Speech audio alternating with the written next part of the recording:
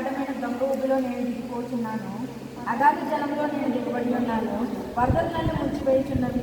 నేను మొరపెట్టుడు చేత అలసి ఉన్నాను. నా గొంతు ఎండిపోయింది. నా దేవుని కొరకు కనుగొని చేత నా కళ్ళు క్షీణించిపోయింది.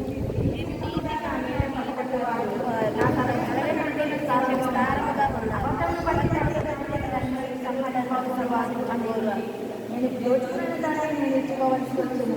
దేవా, నా బుద్ధిహీనత నీకు తెలిసి ఉన్నది. నా అపరాధములు నీకు మరుగైనది కావు.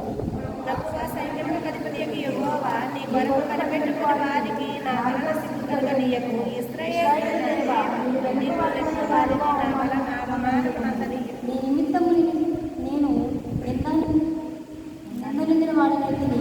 నీ నిమిత్తము సిగ్గు నా మొహమును కప్పెను. నా